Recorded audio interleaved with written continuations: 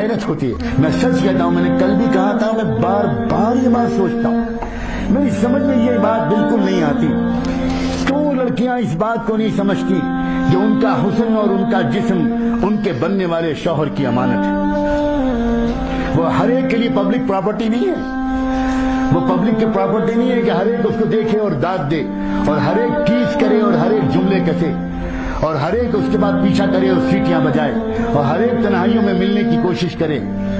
وہ نہایت ناسمجھ لڑکیاں ہیں جو اس تخلیقی راز کو اور خدا کی تخلیقی اسکیم کو نہیں سمجھتی. اور وہ لڑکے انتہائی ناسمجھ ہیں اور وہ اس بات کو بالکل نہیں سمجھتے, اس بات کو نہیں سمجھتے جس کا قرآن مجید میں اعلان کیا گیا ہے کہ تم اگر ناپاک رہو گے تو تمہاری قسمت میں کبھی پاک دامن لڑکی نہیں لکھی جا سکتی. اور لڑکیوں کی سمجھ میں یہ بات نہیں آتی کہ تم اگر ناپاک بنو گی تو تمہاری قسمت میں کبھی بھی پاک دامن لڑکا نہیں لکھا جا سکتا.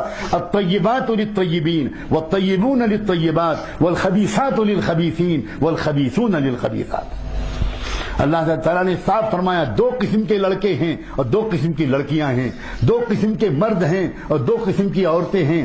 ایک طیب مرد ہیں, ایک طیبات لڑکیاں اور عورتیں ہیں. جو طیبات ہوں گی ان کو طیبون ملیں گے, جو طیب لڑکے ہوں گے ان کو طیبات ملیں گی, اور جو ناپاک لڑکے ہوں گے ان کو ناپاک لڑکیاں ہی ملیں گی, اور جو ناپاک لڑکیاں ہوں گی ان کو ناپاک لڑکے ہی ملیں گے. چنانچہ جتنی لو میرجز ہوتی ہیں اور جتنے پیار محبت کے داستانوں کے بعد جو لوگ شادی کا رشتہ پارٹنر بنانا پسند کرتے ہیں, شاید ان میں سے 80-90% شادیاں ٹوٹ جاتی ہیں. اس لیے کہ وہی شوہر جو وہی لڑکا جو کل تک اس کو گرل فرینڈ بنائے ہوئے تھا, وہ گرل فرینڈ کے بعد جب وہ بیوی بنتی ہے تو اب وہ لڑکا برداشت نہیں کرتا کہ یہ کسی اور سے بات چیت کرے. اب وہ چاہتا ہے کہ میری وفادار بیوی بن کے رہے. سبحان اللہ, تم نے تو خود چوز کیا تھا ایک ناپاک لڑکی کو. تم کو معلوم تھا کہ وہ لڑکی اگر شادی سے پہلے تم سے باتیں کرتی تھی تو تم کو اطمینان تھا کہ وہ صرف تم سے باتیں کرتی تھی, وہ 10 لڑکوں سے اور باتیں نہیں کرتی تھی. جب اس کی بگڑی ہوئی عادتیں ہیں کہ وہ 10 مردوں سے افیئر رکھے گی تو شادی کے بعد بھی وہ صرف تمہارے اوپر قناعت نہیں کرے گی, وہ اپنے پچھلے اور نئے دوستوں کے ساتھ اپنے تعلقات کو برقرار رکھے گی اور اس کی وجہ سے گھروں میں جھگڑا ہو. اسلام بڑا دین فطرت ہے, اسلام بڑا خوبصورت ہے, اسلام سائنٹیفک ہے, اسلام نیچرل ہے. اسلام محمد رسول اللہ صلی اللہ علیہ وسلم جو دین لے کر آئے وہ پورا دین اور پوری شریعت یقین مانو میرے اور آپ کے مسائل کا حسین ترین حل ہے. اپنی نگاہوں کو کنٹرول کرو, اپنی آنکھوں کو قابو میں کرو. کان اور آنکھوں کو قابو میں اگر کیا نا تو تیسرا جو آرگن خدا نے ذکر کیا ہے, ان السمع والبصر والفؤاد, دل. اب مسئلہ ہے دل کا, اب باری ہے دل کی.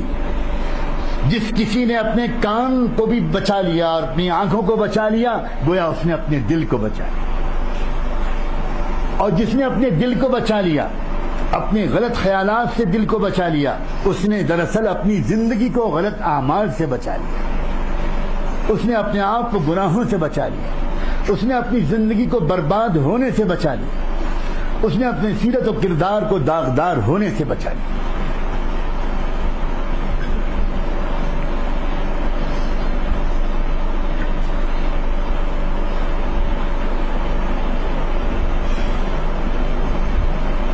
یہ سن کر بہت خوشی ہوتی ہے کہ اللہ کا شکر ہے کہ باوجود اس کے کہ بہت ماحول کو خراب کرنے کی ڈیلیبریٹ کوششیں کی جا رہی ہیں اور نادانی میں بھی بہت سی غلطیاں ہو رہی ہیں, لیکن اس کے باوجود بڑی تعداد میں نوجوان انہی گندے ماحولوں سے نکل کر توبہ کر کے اللہ کا دامن تھامنا چاہ رہے ہیں, بچنا چاہ رہے ہیں ان ماحول کی گندگیوں سے.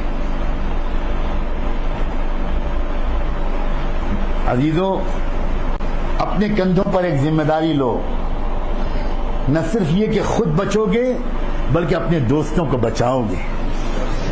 اپنے ماحول کو ایک رنگ میں رنگو, اپنی پڑھائی میں بھی ایکسلنٹ اسٹینڈرڈ کو اچیو کرو. اکثر یہ بھی غلطی ہوتی ہے کہ جو نوجوان دین کی طرف آنے لگتے ہیں وہ اپنی اکیڈمکس میں اور اپنی اسٹڈیز میں بہت ڈھیلا پن لے آتے ہیں. یہ اسلام کو بدنام کرنے والا بہت بڑا جرم ہے, بہت بڑا جرم ہے.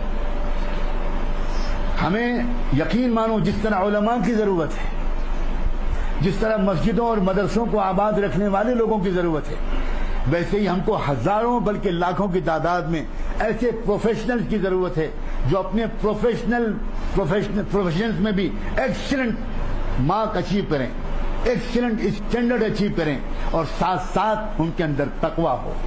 یہ غلطی نہ ہونے پائے کہ اگر ہم ذرا سا دین کی طرف آئے تو پڑھائی اگنور ہو گئی, اور پڑھائی میں لگے تو دین اگنور ہو گیا, نماز چھوٹنے لگی, مسجد میں جانا کم ہو گیا, جماعت سے نماز پڑھنے کی پابندی کم ہو گئی, قرآن کی تلاوت کم ہو گئی, درود شریف پڑھنے کا اہتمام کم ہو گیا, اللہ والوں کے پاس جانا کم ہو گیا, بزرگوں کی خدمت میں حاضری کم ہو گئی. یہ غلطی مت کرو. زمانے کو جو بدل پائیں گے لوگ, وہ بدل پائیں گے, وہ نوجوان, وہ لوگ بدل پائیں گے جن کے اندر دونوں چیزیں ہوں, جن کے اندر ویلیوز بھی ہوں گے اور جن کے اندر پروفیشنلزم بھی ہوگا. اپنے اپنے میدان کا جو بھی آپ نے اپنے لیے میدان چنا ہو, اس میدان میں اچھے سے اچھے نمبروں سے پاس ہو, اور صرف پاس مت ہو بلکہ ایک کانفیڈنس ہو تم کو اپنے پروفیشن میں, ایک زبردست اعتماد ہو اپنے جاب میں, اپنے پروفیشن میں, اور اس کے ساتھ ساتھ اللہ کرے اللہ کرے اللہ کرے اپنے کانوں اور اپنے آنکھوں کو, اور پھر ان دونوں کے نتیجے میں اپنے دل کو سماج کی پھیلی ہوئی خرابیوں سے اپنے آپ کو بچائے رکھنے میں کامیاب ہو جاؤ.